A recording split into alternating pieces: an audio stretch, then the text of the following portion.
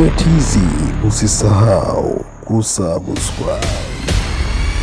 Bwana, mambo vipi? Hapa ni Official Zungu_. Hujambo na karibu tuangazie moja kati ya habari kubwa duniani ambayo ina trending katika ulimwengu wa kimataifa, hususan katika masuala ya kijasusi, ambapo ni ziara ya siri ambayo imefanywa na mkurugenzi mkuu wa shirika la ujasusi Marekani CIA John Ratcliffe katika nchi ya Urusi. Pale katika jiji la Moscow ilionekana ndege ya kijeshi ya Marekani ikikatiza katika anga la Moscow na kutua katika uwanja wa ndege ulioko pale mjini Moscow. Ni ziara ya siri, na hata alipoulizwa msemaji wa serikali ya Urusi Dmitry Peskov alisema hafahamu, ingawa baadaye akazungumza tena. Karibu hapo Official Zungu_.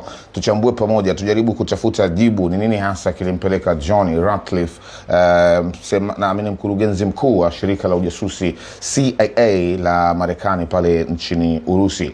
Hii ripoti ni kutokana na kusoma vyombo mbalimbali vya habari Ulaya Mashariki, hususan Urusi, lakini pia vyombo vya habari vya Marekani kama The Guardian, New York Times na vingine ambavyo vimejaribu kuandika na kudodosa kuhusiana na ziara hii ya John Ratcliffe ambaye ni mkurugenzi mkuu wa shirika la Marekani CIA. Kwanza, kwa upande wa vyombo mbalimbali vya habari vya Urusi, wanasema Putin alipewa taarifa kuhusiana na ziara hiyo, na huyu Ratcliffe kwenda kuonana na Putin kabisa. Maana yake alienda kuonana pia na mabosi wa mashirika ya ujasusi ya Urusi, shirika la nje pamoja na shirika la ndani. Kwanza hiyo unatakiwa ufahamu kwa mujibu wa vyombo mbalimbali vya habari vya Urusi, kwa sababu alinukuliwa msemaji wa serikali ya Kremlin Dmitry Peskov akisema wazi kabisa kwamba rais wa Urusi Vladimir Putin alipewa taarifa kuhusiana na mkurugenzi huyo wa CIA kuwepo katika Moscow. Sasa wachunguzi wa mambo wanasema hakuonana na Putin, ndio maana Putin akatoa taarifa. Kwa hiyo wanasema alienda kuonana na mabosi wenzake wa mashirika ya ujasusi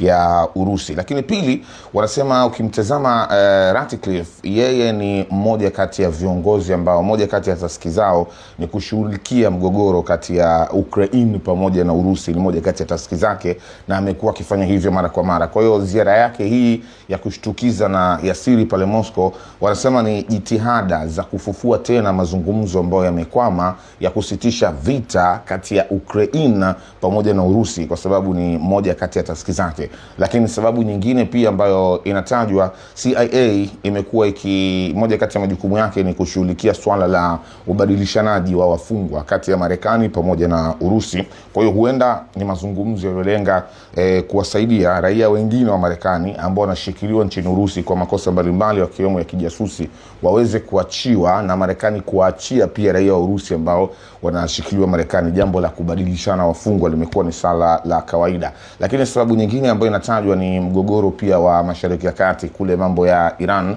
ambapo Marekani mara kwa mara wamekuwa wakisema Urusi imekuwa ikitoa huduma za ujasusi kwa kuisaidia Iran katika vita ambavyo hivi sasa vimesimama. So huenda ilikuwa ni moja kati ya agenda ya kuendelea kuzungumza kuhusiana na hilo. Lakini pili, ni kawaida kwa mataifa yenye nguvu, licha ya mvutano, huwa wanakutana pamoja na kuzungumza, kujaribu kuzuia kutumia nguvu zao kubwa sana katika ushindani wao, kwa sababu ni mataifa ambayo yanamiliki silaha hatari sana duniani, ikiwemo vichwa vingi vya nyuklia zaidi. Kwa sababu ukikutana Marekani na Urusi, yanakutana mataifa mawili ambapo ni namba 1 na namba 2 katika kumiliki vichwa vingi vya nyuklia duniani. Kwa hiyo hizo ni miongoni mwa sababu ambazo zimetajwa za John Ratcliffe kuelekea nchini Urusi, ambapo tayari alikwisha kumaliza ziara yake na hivi tunavyozungumza tayari alikwisha kuondoka Moscow. Wewe unadhani kuna sababu zaidi ya hizo ambazo nimezisema, kwamba mgogoro wa Ukraine na Urusi,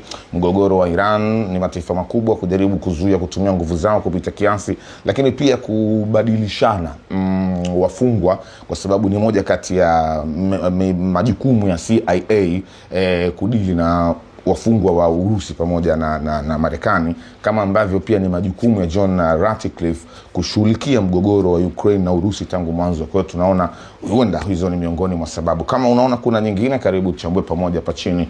Hapa ni Official Zungu_.